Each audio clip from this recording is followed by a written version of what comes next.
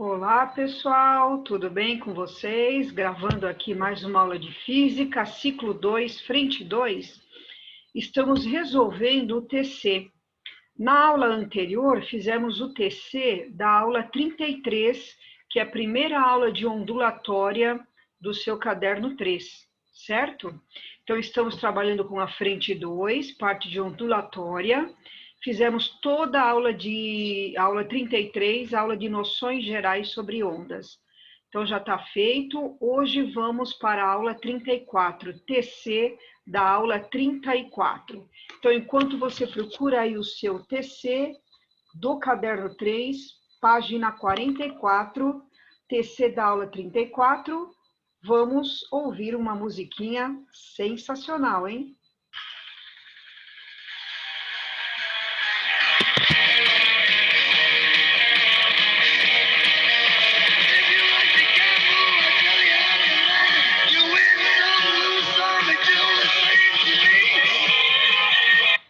Essa é sensacional, hein, pessoal? Então, vamos lá? Acharam aí caderno 3, página 44, caderno 3 do TC, ok? Exercício número 1. Classifique as ondas mostradas nas figuras abaixo que foram produzidas na superfície da água e complete o quadro.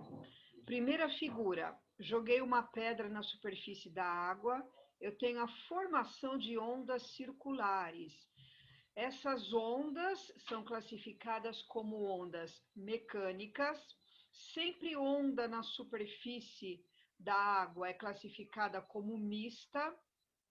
No caso, essas ondas são circulares e a dimensão bidimensional. Na segunda figura, eu vou batendo com a minha régua, assim, ó, na superfície da água. Vou dando batidas com a régua na superfície da água. Então, eu tenho a formação de ondas retas. Novamente, ondas na superfície da água, mecânica e mista, só que agora são ondas retas e bidimensionais, ok? Número 2, o pulso produzido na mola, mostrado na figura a seguir, caracteriza uma onda mecânica. Esta onda mecânica é também o que nesse caso? Vocês estão vendo aqui, ó, que ela deu um pulso na onda, na mola, provavelmente ela fez uma vibração perpendicular à direção de propagação. Portanto, é uma onda transversal, no caso, a frente de onda pontiforme e unidimensional, alternativa D de dado. Número 3, morcegos emitem ultrassons. A figura mostra um morcego emitindo um sinal que, após incidir parcialmente no inseto, é refletido, retornando ao morcego, que fica informado da presença do inseto a uma certa distância. Os ultrassons citados, emitidos, são ondas mecânicas. Ultrassom é som, que é onda longitudinal. No caso da onda aqui, emitida pelo morcego, também são ondas esféricas e tridimensionais, porque estão se propagando aqui, ó, por todas as direções, ok? Então, nessa situação, nós temos uma onda mecânica, longitudinal, esférica e tridimensional. Exercício número 4. Os morcegos, mesmo no escuro, podem voar sem colidir com os objetos à sua frente. Isto porque estes animais têm a capacidade de emitir ondas sonoras com frequências elevadas, da ordem de 120.000 Hz, usando o eco para se guiar e caçar. Por exemplo, a onda sonora emitida por um morcego, após ser refletida por um inseto, volta para ele, possibilitando-lhe a localização desse inseto. Sobre a propagação de ondas sonoras, pode-se afirmar que a. O som é uma onda mecânica do tipo transversal que necessita de um meio material para se propagar. Som é onda mecânica, correto, só que não é transversal e sim longitudinal. Esse é o erro no item A. B. O som também pode propagar-se no vácuo. Errado. Som é onda mecânica não se propaga no vácuo. C. A velocidade de propagação do som nos materiais sólidos em geral é menor do que a velocidade de propagação do som nos gases. Errado. Nos gases, a velocidade de propagação do som é menor. Aumenta nos líquidos e aumenta mais ainda nos sólidos, ok? D. A velocidade de propagação do som nos gases independe da temperatura deles. Errado, é claro que depende. Mesmo que seja um mesmo gás, dependendo da sua temperatura, a velocidade varia de acordo com essa temperatura. Item E, o som é uma onda mecânica, correto? Longitudinal, correto? Que necessita de um meio material para se propagar, correto? Som, onda mecânica, não se propaga no vácuo, precisa de um meio material para se propagar. Número 5. Uma peça com a forma indicada gira em torno de um eixo horizontal P com velocidade angular constante e igual a π radianos por segundo. Ó, tem uma peça aqui, ó, girando em torno do ponto P, ela tem uma velocidade angular que foi dada como π radianos por segundo. Uma mola mantém uma haste apoiada sobre a peça, está aqui a haste, podendo a haste mover-se apenas na vertical. Então, a haste faz esse movimento aqui na vertical apenas. A forma da peça é tal que, enquanto ela gira, a extremidade da haste sobe e desce, descrevendo com o passar do tempo um movimento harmônico simples, como indicado no gráfico.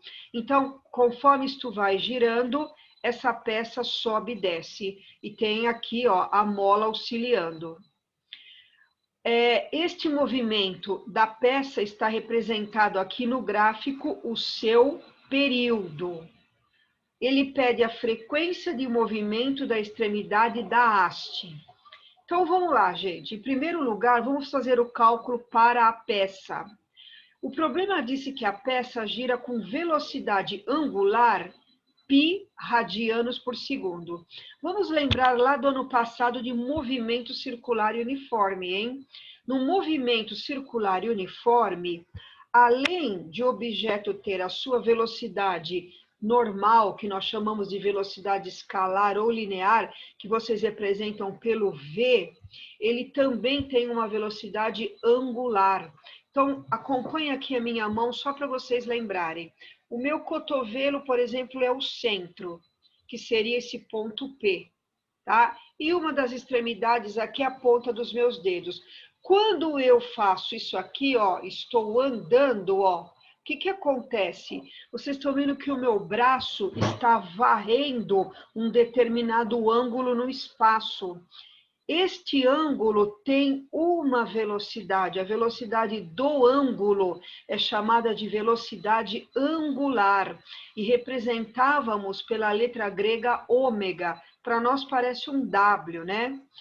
Qual era a fórmula da velocidade angular que nós vimos o ano passado no movimento circular e uniforme?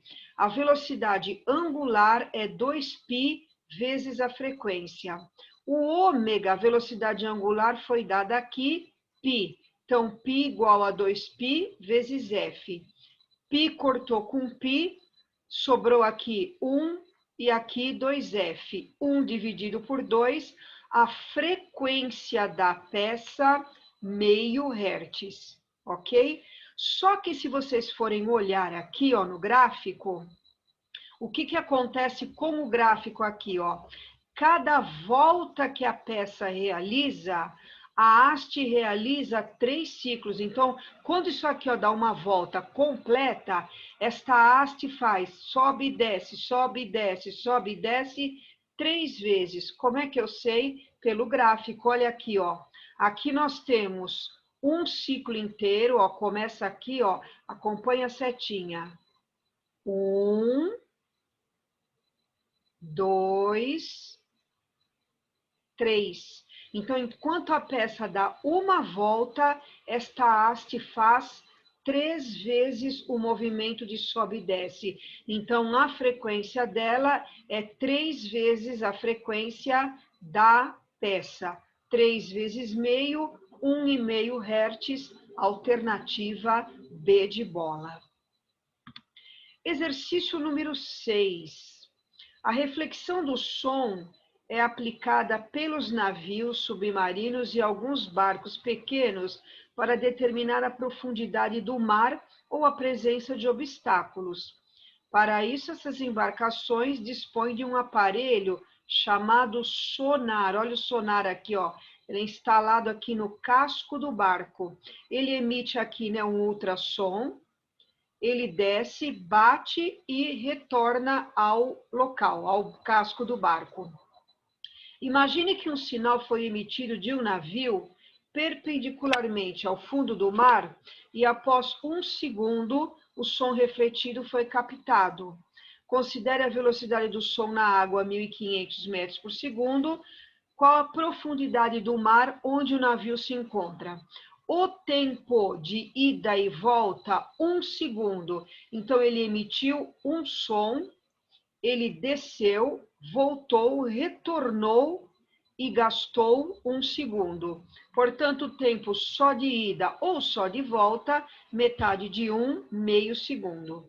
Como é que eu faço para descobrir a profundidade do oceano nesse local? Simples, V ΔS sobre ΔT. V foi dado velocidade do som na água, 1.500, está aqui. Troquei o V por 1.500. ΔS, a profundidade do mar nesse local.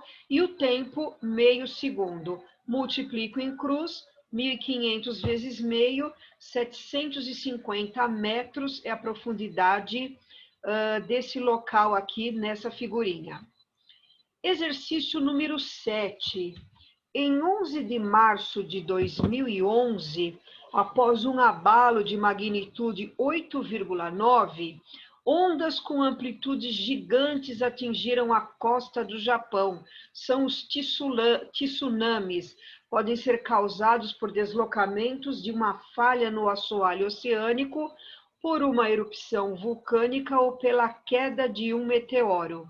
Os tsunamis em alto mar têm amplitude pequena, mas mesmo assim transportam muita energia.